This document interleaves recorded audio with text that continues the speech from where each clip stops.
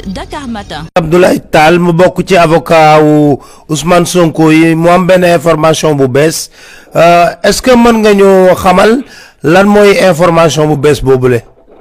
waaw Pape Alé maa ngi lay gërëm li bees mooy jamono jii ñu toog dañoo indi benn mandat de comparution maanaam beneen convocation bu ñëw jébbal Ousmane Sonko fii ne ko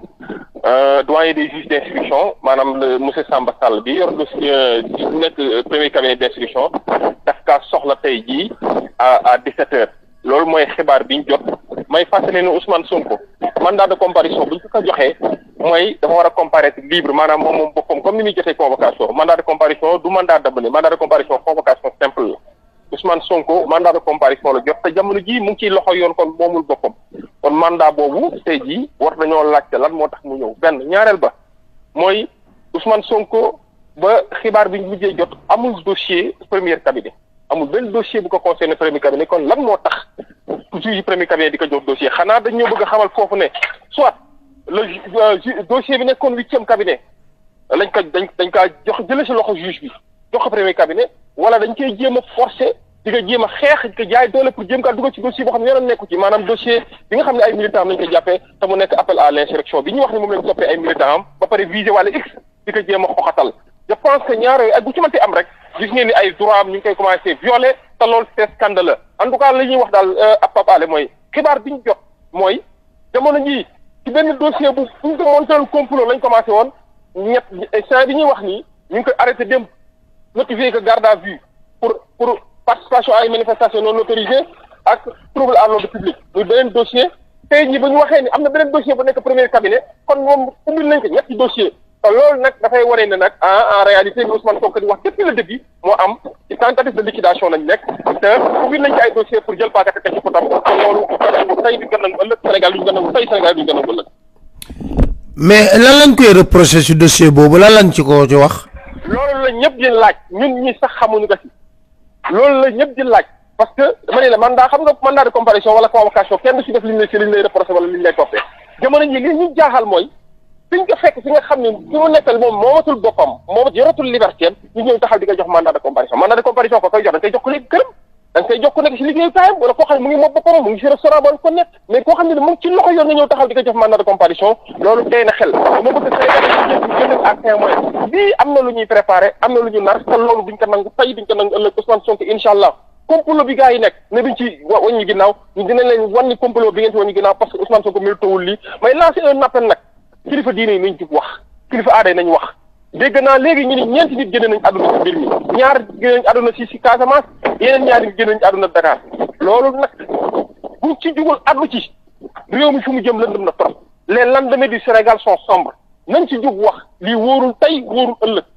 bu fekkee ñàkkalu adversaire mooy tax ñu pare pour rey Sénégalais yëpp ma xam ne ko deret ju bëri dina tuuru.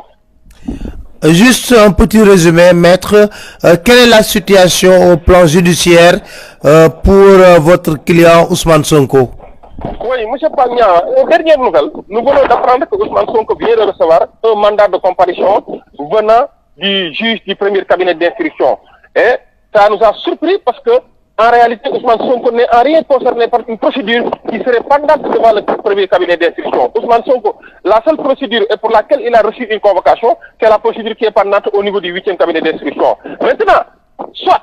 cette procédure a été dessaisie au niveau du 8e cabinet pour être transmise au niveau du premier cabinet, soit on tente de le forcer à l'impliquer dans des faits dont il est étranger, c'est-à-dire des faits d'appel à l'insurrection, et pour lesquels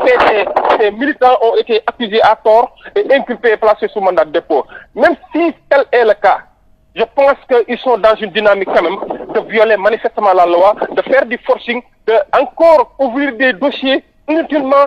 d'ouvrir encore des dossiers en toute violation de la loi pour barrer la route à la carrière politique de Ousmane Sonko. Et ça est inacceptable. C'est pour cette raison que d'ailleurs nous lançons un appel, un appel solennel aux populations sénégalaises d'être témoins de ce qui est en train de se tramer, de ce qui est en train de se concocter contre Ousmane Sonko, de ce qui est en train de se concocter à des lieux insoupçonnés du pouvoir politique pour éliminer un adversaire politique. Et c'est du n'importe quoi, je dis bien que c'est du n'importe quoi dans une démocratie, dans un état de droit. Le Sénégal ne mérite pas ça. Les Sénégalais ne méritent pas ça. Et pour laquelle aussi, je lance un appel au foyer religieux. Je lance un appel aux communicateurs traditionnels, aux leaders d'opinion, je lance un appel à tous les autres de se prononcer sur cette situation parce qu'on a appris qu'au moment où je vous parle, il y a eu 4 morts. Il y en a même qui disent qu'il y a 5 morts, dont un élément des forces de l'ordre, dont 2 en Casamance, 2 autres à Dakar. Je pense que trop c'est trop, et ça c'est inacceptable dans un état de droit. Et les gens doivent parler, arrêter Macky Sall, ils doivent parler pour dire à Macky Sall stop et dire au peuple sénégalais de se mobiliser pour organiser la résistance parce qu'effectivement, ça, c'est un acte d'oppression et devant l'oppression, devant l'entêtement de l'oppresseur, la résistance est un acte légitime. Je vous remercie, maître. C'est moi qui vous remercie. Dakar Matin.